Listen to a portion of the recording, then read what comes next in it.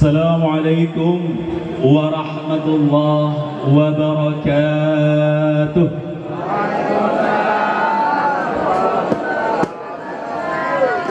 Udah makan belum?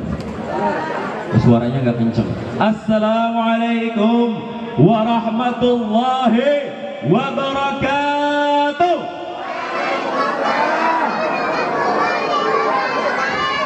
Habis. Alhamdulillah, salatu wassalamu ala rasulillah wa ala alihi wa ashabihi wa mawalah, amma ba'd.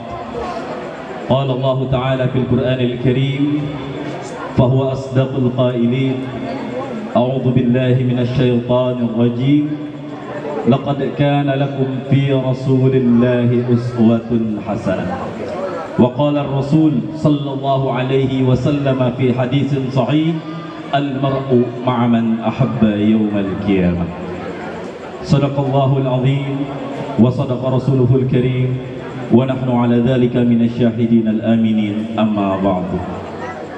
Pertama-tama dan yang paling utama, mari sama-sama kita panjatkan puji syukur kita kehadirat Allah Subhanahu wa Ta'ala atas nikmat yang Allah berikan pada hari ini. Alhamdulillah, bapak-bapak, ibu-ibu dari berbagai daerah dan pelosok, kita semuanya ditakdirkan untuk bertemu di tempat yang mulia ini, di tempat yang penuh keberkahan ini, di tempat yang dibentangkan di bawahnya malaikat-malaikat dengan sayapnya, dengan penuh maghfirah dan kasih sayangnya, di tempat yang insya Allah ini akan menjadi saksi suatu saat kita akan berjumpa kembali di surga Allah Subhanahu wa Ta'ala.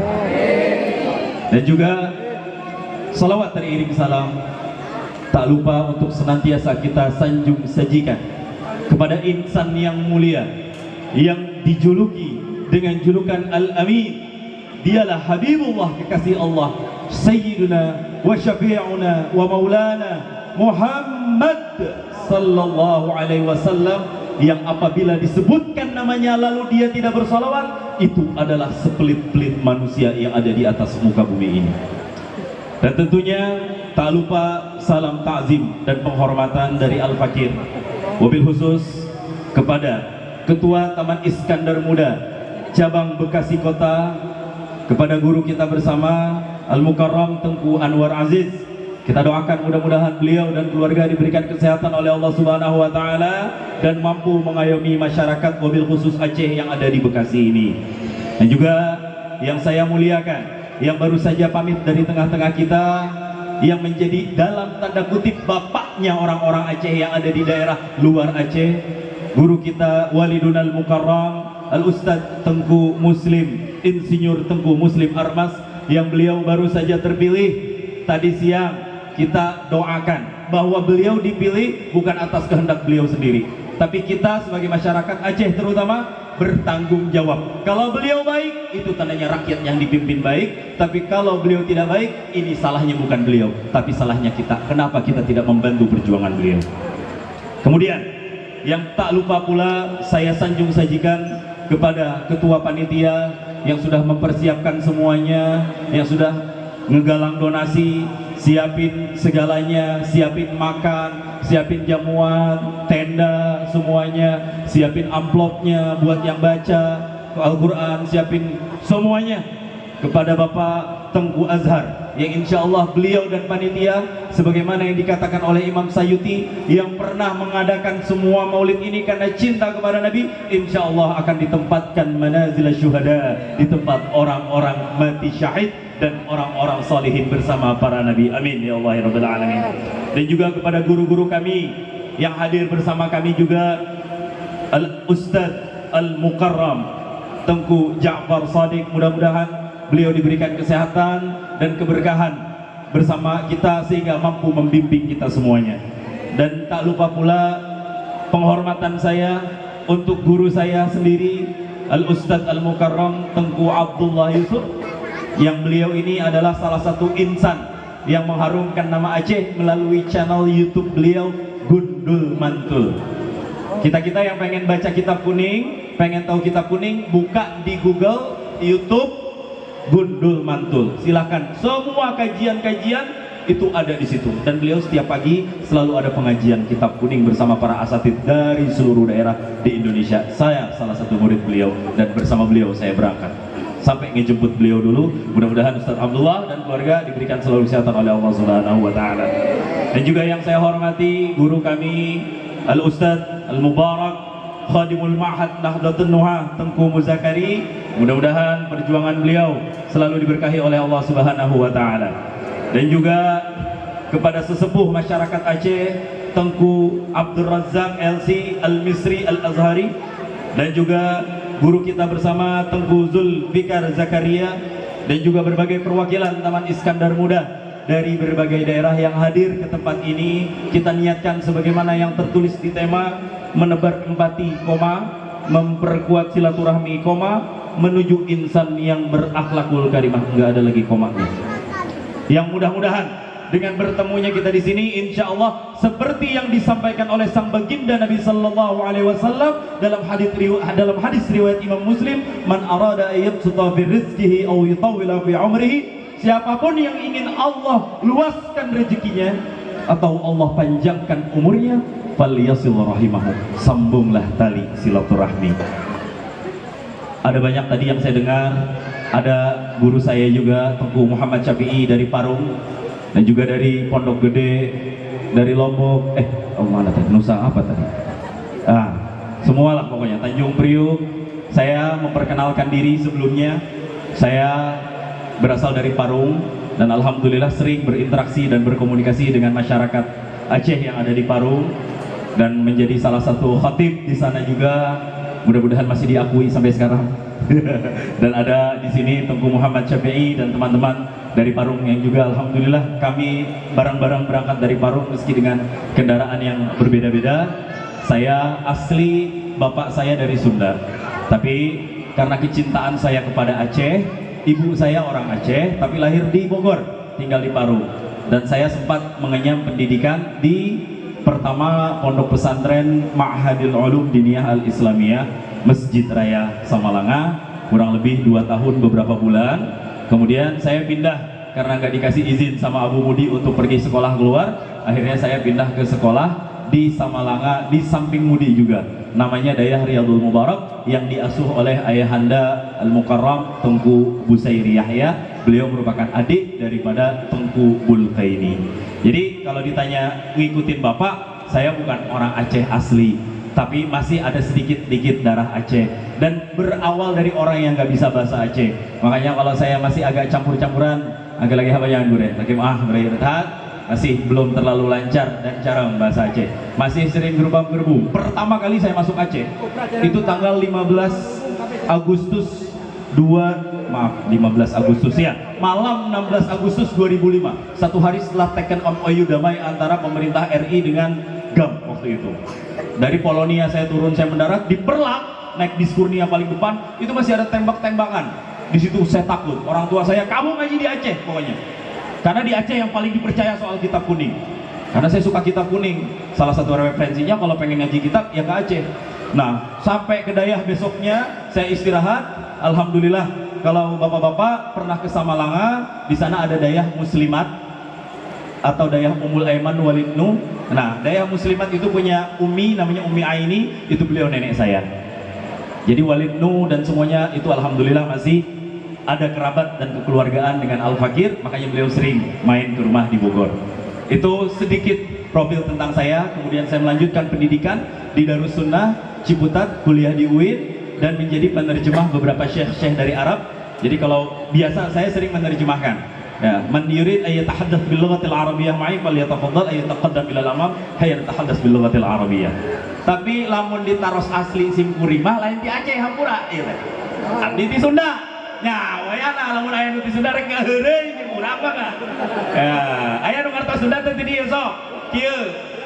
Ya, mbah lagi anggur jadi lagi wah punya agak kara-kara becut antara campu-campu bahasa Aceh bahasa Indonesia kan, jadi lagi ya lah seperti itu, becut-becut manteng je mudah-mudahan bahasa Aceh, hati-hati je bahasa Aceh ya. Alhamdulillah, yang dari tadi saya tungguin, saya malu ngomongnya Ustaz, haus masih suum Ustaz. Kemudian saya juga terkesan Ternyata momen ini merupakan momen perdana. Tadi orang tua kita Al-Mukarram Tengku Muslim Armas terpilih menjadi ketua Taman Iskandar Muda. Dan saya penasaran sebenarnya, karena saya juga ada orang Acehnya, tim itu apa sih gitu. Dan ternyata saya baca tim itu adalah sebuah perkumpulan organisasi yang didirikan wabil khusus oleh masyarakat Aceh dan memiliki 4 misi yang sangat luar biasa. Dan semua misi ini terkandung di dalam apa yang disampaikan dan diinginkan daripada tema maulid pada malam ini. Yang pertama, Tahiro Gampong. Artinya apa? Tim ini ingin mengajak masyarakatnya untuk bermanfaat. Dan menurut saya, kalau tim cuma bermanfaat untuk orang Aceh sendiri, itu masih level dasar. Tapi khairu tim anfa'uhum linnas. Tim yang paling baik adalah tim yang bukan bermanfaat untuk orang Aceh, tapi mampu menebar dan memberikan manfaat untuk orang-orang di luar Aceh. Amin. Nah, jadi kedepannya kita harus berpikir mencari, karena saya juga orang organisatoris, jadi paham cara berorganisasi, cara mimpin sidang, menyusun, merumuskan ADART, peraturan, tata tertib dan lain sebagainya. Yang pertama, beban kita semuanya, bapak-bapak, ibu-ibu, urung rone yang hadir ini di tempatnya, beban urung rone telepon, dijaga kampung Begeget Aceh. Berat Bu Aceh. Orang yang paling besar kasih sayangnya di Indonesia yang pernah saya temukan itu Aceh. Orang Aceh. Maka kenapa saya ingin ke Aceh? Karena saya merasakan betul lemah lembutnya orang Aceh. Tapi saya juga belajar, kalau orang Aceh udah dicukeh-cukeh, hati-hati. Nasib Anda berada di ujung nyawa Anda. Itu luar biasanya orang Aceh, dan saya masih memegang betul apa yang disampaikan oleh indatu-indatu kita orang-orang Aceh, dan saya amalkan sampai sekarang. Maka Lunduan sering tampil banyak panggung, banyak pentas. Coba bahasa apa gue? Mi, bahasa apa Mi? If I want to speak English, is problem for you? No, kurang kita ngomong. Tengartosan juga. Ya. Intinya orang Aceh ini luar biasa. Kiblat peradaban Islam yang ada di Indonesia itu semuanya bermuara dari Aceh. Makanya Aceh salah satu tempat yang, karena saya sering keliling Indonesia menerjemahkan syekh-syekh dari Arab, dan saya belajar, Masya Allah, ternyata ilmu-ilmu yang dipelajari di Aceh ini masih sangat kuat dan menjadi salah satu masdar, sumber rujukan Islam yang ada di Indonesia. Kita bisa belajar. Salah satu yang masih murni, yang masih dijaga saat ini, itu tak lain dan tak bukan adalah dari Aceh. Tahiro Gampung, jaga kampung, itu yang pertama. Kemudian yang kedua, Tapako anggota. Kuat di Pako, berantem. Melihat. Oh, perhatikan. Bukannya memakai. Oh, gila. Saya udah udah lebih dari 10 tahun nggak ngomong bahasa Aceh lagi, jadi agak lupa dikit. Nah, kemudian yang ketiga, Tajunjung Nangro yang kampah. Nampak tuh lah gue. Mau berada karena khobar karena erok kalau deh. Menjunjung kampung halaman kita sendiri. Dan yang keempat adalah apalagi nih? Tahiro Gampong, Tapako anggota, Tajunjung Nangro, dan Peluah Syedara nyoginya. Peluah Syedara, memperluas tali silaturahmi satu sama lain.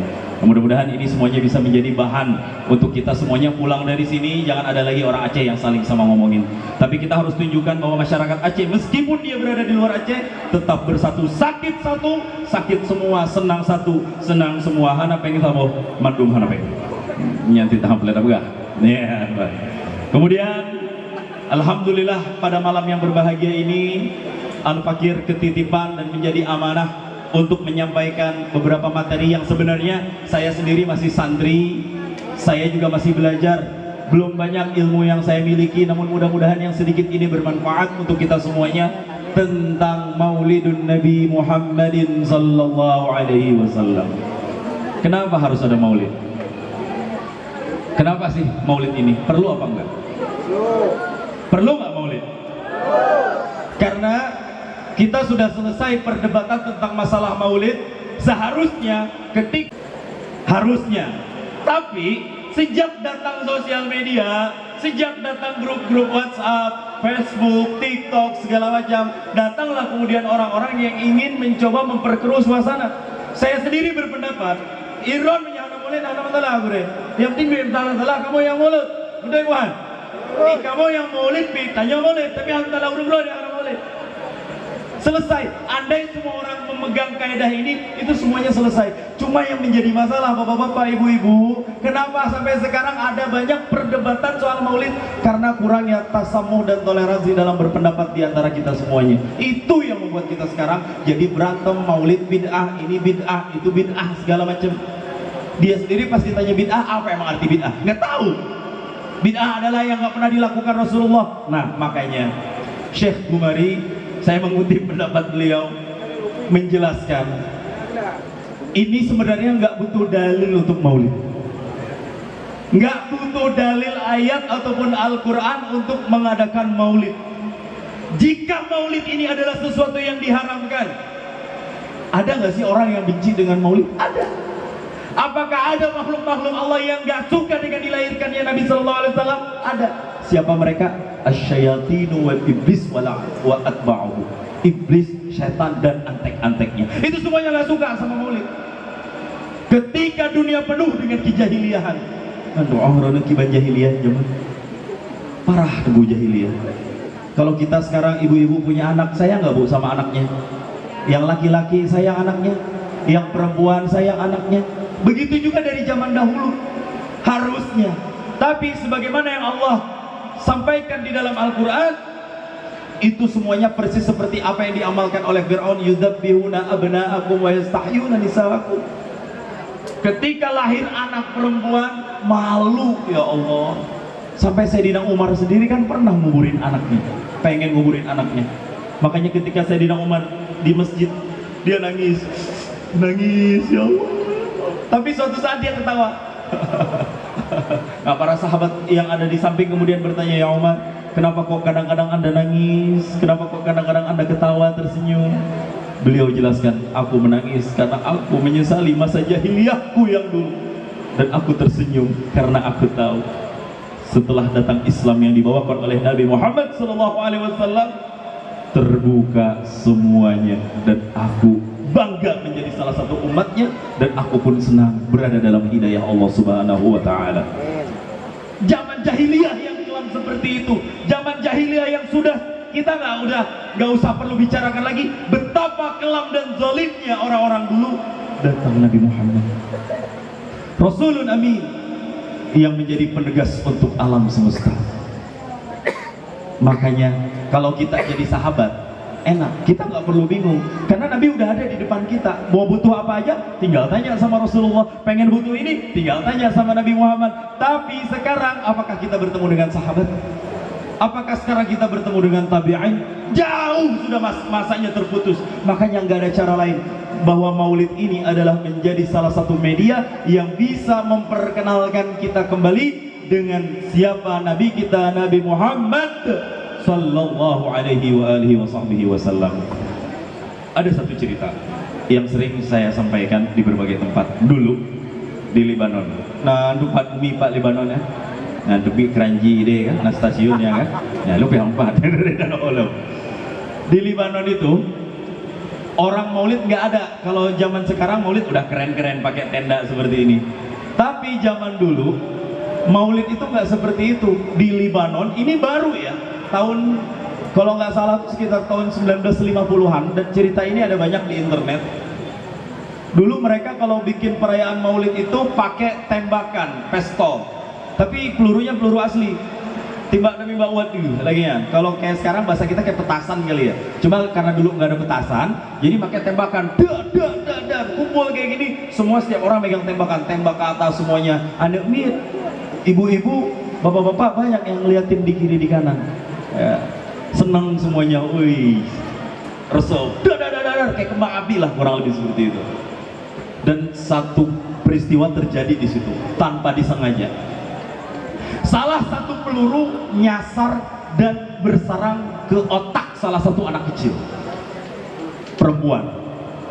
Ketembak kepalanya, jatuh seketika tersungkur. Anak perempuan, seorang wanita, ibu, melihat anaknya tersungkur ditembak, apa kira-kira yang akan Anda rasakan? Umi, yang tanya Mbak Arono, kiban perasaan anu drone yang ina kena tembak di sini, di depan mata. Nakli nih. Itu deh. Awas. Nawas. Apa? Puas. Nawuh nami. Orang Aceh kan gitu, Pak. Kadang-kadang ibu ngajarin anaknya bahasa Indonesia nggak, Bu? Ngajarin anaknya bahasa Indonesia nggak, Bu? Enggak, bahasa Aceh. Bagus, Bu. Bagus, nggak perlu diajarin bahasa Indonesia karena di luar udah bahasa Indonesia. Orang Arab kalau ketemu orang Arab pakai apa ngomongnya? Kaifa haluk? Alhamdulillah bil khair. Anta min fين جيت? Ana min al-Yaman wa ana sa'id. Ngomong pakai bahasa Arab. Ya. Kalau orang Sunda ketemu orang Sunda ngomongnya gitu. Di mana aja kan? Ada di Bogor. Oh, mohon. Pas tuang can dajan. Sama orang Aceh juga.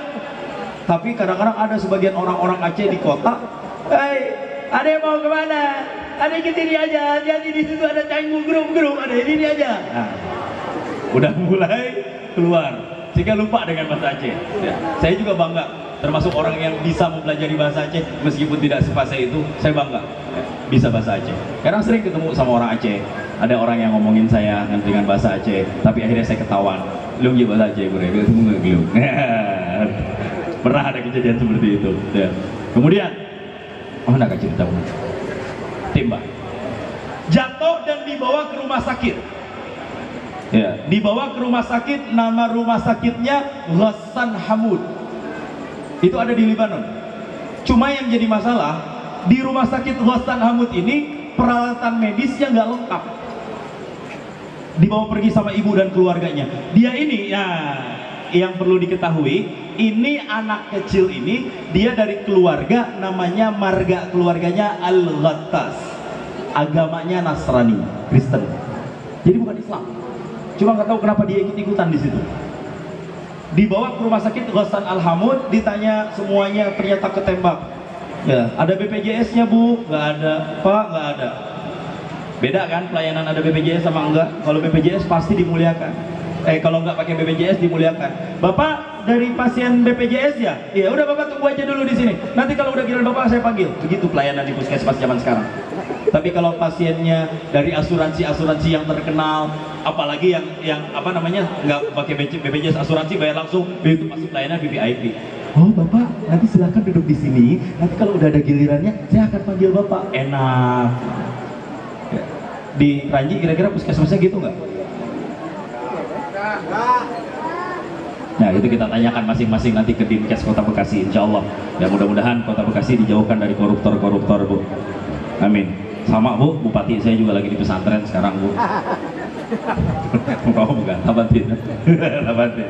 Anak muda Wak, mandu malay. Kak. Dibawa ke rumah sakit namanya Ghassan Al-Hamud. Kemudian ditanyakan, setelah dicek ini nggak bisa Pak, Bapak harus rujuk anak Bapak dan Ibu ke rumah sakit. Ada rumah sakit lain yang lebih lengkap, namanya bahasa Acehnya The American Hospital. Bahasa Arabnya Al-Mustashfa Al-Amrikiyah, rumah sakit Amerika. Sitnan lagi yang tulis. Karena bahkan yang mendirikan rumah sakitnya memang undang-undang Amerika.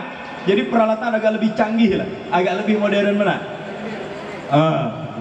Kemudian setelah dibawa ke situ ditangani oleh dokter-dokter juga banyak dari Amerika, otomatis banyak yang non Muslim Pak Bu. Ya. Kemudian dibawa, diajak ke sana dan di scan, ternyata dokternya kaget. Ibu ini pelurunya masih ada. Ya masih ada lah Bu, mana namanya ketembak kok. Makanya saya bawa ke sini. Sebentar Bu. Pas dicek di sini, di ronsen keluar, wah kayaknya ini udah sulit. Dan ini dokter udah punya kesimpulan. Ibunya yang ada di dalam ruangan IGD disuruh keluar dulu. Ibu silahkan tunggu keluar, nanti saya akan panggil Ibu. Dibawa keluar ibunya sama suster, kemudian si anak dirawat oleh dokter, dicek, dipakai alat-alat. Saya nggak tahu ini alat-alat yang ada nih yang guna alatnya. Gak ada deteksi maut, alat DM deteksi maut. Dengan alat itu ternyata masih ada nafasnya memang, tapi dokter setelah melakukan tindakan dan memutuskan sepertinya nyawanya sudah di ujung tanduk dan anak ini sulit untuk diselamatkan. Sehingga kemudian itu dokter dengan segala kekurangan dan kelebihannya, dengan semua peralatan yang ada di situ, dia berunding. Ibu, gimana ini kira-kira anak kecil ini masih bisa diselamatkan? Susah Pak. Semua dokter tuh, sepertinya kita sudah nggak bisa ngambil tindakan. Ya kalaupun ambil tindakan juga entar lagi juga udah mati. Ya terus gimana? Ya udahlah, kita biarkan aja dulu, kita tahan sebisanya darahnya supaya nggak keluar lagi. Ya udah. Dokter yang satu lagi bilang, "Hei suster, kamu kesini. Panggil ibu yang tadi, sampaikan ke dia. Kalau ada yang ingin disampaikan ke anaknya, tolong sampaikan. Saya nggak tahu, ini mungkin beberapa saat lagi nyawanya sudah tidak bisa tertolong." Baik Pak Dokter. Akhirnya si suster ini keluar jalan,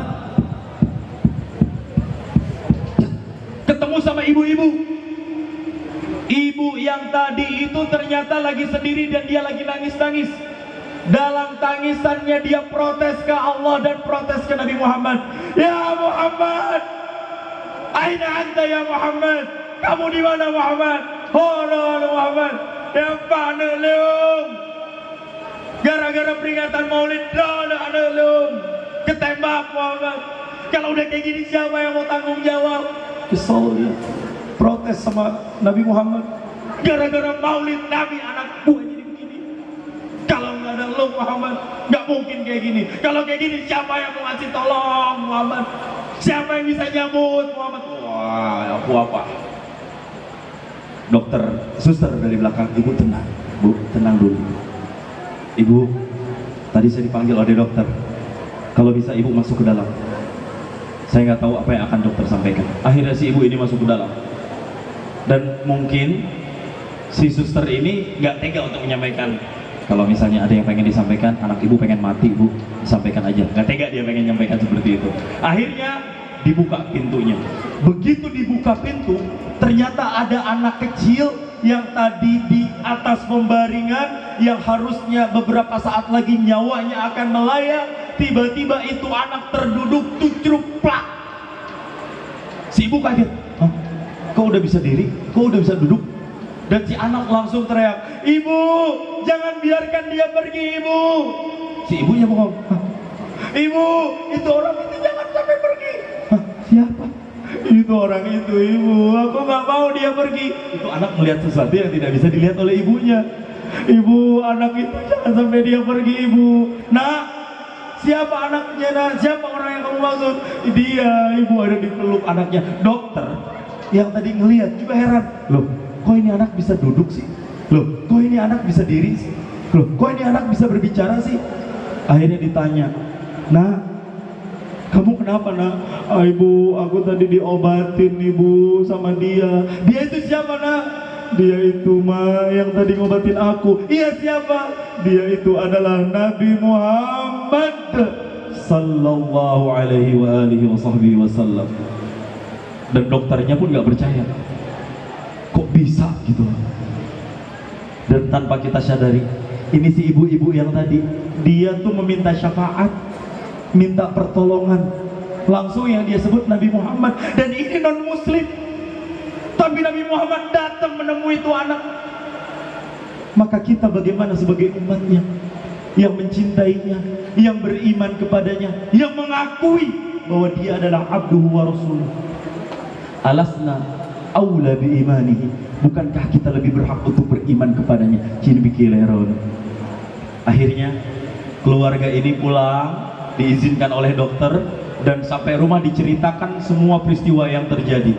Sesuatu, dan telah dicek Pak Bu, ini peluru yang tadinya bersarang di otaknya ternyata semuanya sudah hilang. Dan ini sesuatu mukjizat yang di luar kepala semuanya. Dan keluarga itu yang tadinya beragama Nasrani, sekarang marga Al-Ghattas berubah menjadi pemeluk Islam dan menjadi salah satu keluarga Islam terkenal yang ada di daerah Libanon. Coba kalau nggak percaya, cek cerita ini nanti di sosial media. Ini adalah pengenang supaya kita semuanya ingat dengan uswatun wa qudwatuna Nabi kita Nabi Muhammad sallallahu alaihi wasallam. Yang kedua, Maulid ini menjadi momen buat kita untuk memperbanyak membaca sholawatnya yang paling penting. Sholawat ini kita sudah tahu semuanya, guru-guru kita sudah menyampaikan kata Kata Nabi SAW dalam sabda dan hadisnya, barang siapa yang bersolawat kepadaku 1 kali solawat, sallallahu alaihi biha asyarah, maka Allah akan kembali bersalawat kepadanya 10 kali salawat. Dan kita harus sering-sering salawat, Bu. Kalau di antara kita ada yang hidupnya susah, banyakin salawat, mudah-mudahan Allah lancarkan hidupnya. Yang saat ini punya banyak utang, banyakin salawat, mudah-mudahan Allah lunasin utang-utangnya. Yang banyak masalah, banyakin salawat supaya hilang semua kegelisahan dan kegundahan yang ada di hati kita. Apa salawatnya? Salawat nariyah. Tahu nggak salawat nariyah gimana? Ayo, gimana salawat nariyah? Allahumma salli salatan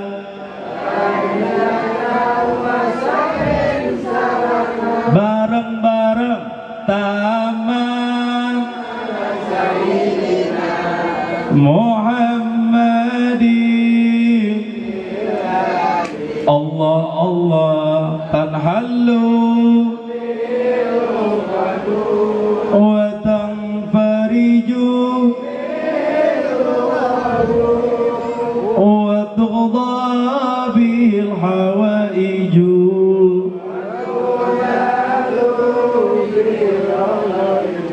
Lanjut wa husnul wa yustasghal ghamamu biwajil karim. Allah Allah fi kulli lamhatin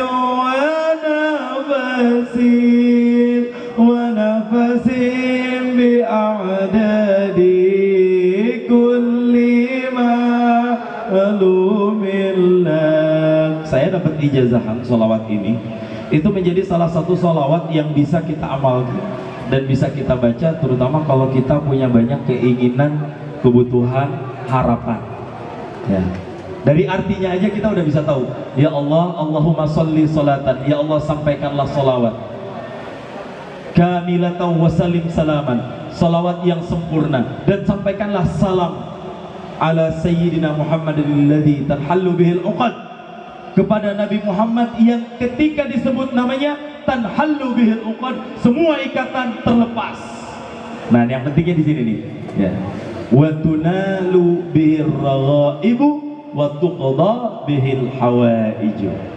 Ya. Yang pertama, bahkan yang pertama wa tuqda bihil hawaiju. Terbalik, wa tuqda bihil hawaiju wa tunalu bihir raghaibu. Yang pertama wa tuqda bihil hawaij. Tuqda, ditunaikan, bihil hawaij, dengan nama Nabi Muhammad al hawaij, semua yang menjadi kebutuhan kita. Nah, ini amalin nih. Kebutuhan dulu, Bu. Tahu nggak kebutuhan? Syai'un ma la budda minhu. Segala sesuatu yang nggak boleh enggak, ini harus ada. Ya. Kebutuhan, gaji, minta sama Allah Subhanahu wa taala, ya Allah, saya butuh sebulan untuk saya, untuk anak saya, minimal yang kurang dari 7 juta rupiah, ya Allah. Minta pakai selawat tadi. Tuqda bihil hawaij. Ya Allah, saya butuh anak saya buat biaya saya, dia kuliah, ya Allah, mampukan ya Allah. Minta sama Allah pakai selawat yang tadi. Wa tunalu bihir raghaib. Yang kedua, tunalu bihir raghaib, meraih semua yang diingin-inginkan. Nah, yang pertama kebutuhan, yang kedua keinginan. Keinginan juga bisa dikabulkan oleh Allah. Bapak pengen apa sih? Bapak pengen apa sih sekarang, keinginan tertinggi selama ini? Kawin lagi, ya Allah. Ya kedua yang buka. Ya. Bu, kalau Bapak kawin lagi boleh, Bu? Kalau bapak-bapak, suami ibu kawin lagi boleh? Kawin lagi boleh? Ini saya lagi selawatan di maulid diijabah, Bu. Bapak-bapak, suami ibu kawin lagi diizinin nggak? Diizinin nggak? Bapak-bapak, Pak, pelan-pelan aja, Pak. Kawin lagi, mau nggak, Pak? Tunggu ya, lu yang buka, Bu. Gimana ya, Pak? Pak, kalau punya keinginan satu nggak cukup, minta. Biar Allah luluhkan si ibu, ya Allah, luluhkanlah istriku, ya Allah, supaya aku bisa mendapatkan lagi, ya Allah. bilang ke anaknya, memegah Pak, kedebu kan, kau ka abi, memegah Mbak Umi, kita harus takwa, kita harus taat dan nurut kepada siapa? Ibu. Berapa kali Nabi mengulang? 3 kali. Kau sampaikan kepada ibumu, ibu. Ibumu ada berapa sekarang? 1, tambah lagi 2 lagi. Minta izin sama ibu. Si emak di rumah lagi motong-motong timun, motong-motong wortel oleh anak. Mah, kan ibu itu harus 3 kali ditaati ya Maya? Iya betul. Nabi bilang kan begitu ya Mamah ya? Iya betul. Berarti aku harus punya ibu 2 lagi dong Mah. Siapa yang ngomong kayak gitu? Bapak. Oh, nah kasih pisau ini, tunjukin ke bapak. Siap. Nah akai deh. Karena tugas perempuan di zaman jahiliyah nggak seperti sekarang. Tugas wanita di zaman jahiliyah itu kan nggak lebih dari 3 hal. Yang pertama apa? Makan. Yang pertama apa? Kasur. Ya Mbak, kasur itu tugas paling pokok. Al aslu fil abda'i at-tahrim. Ya.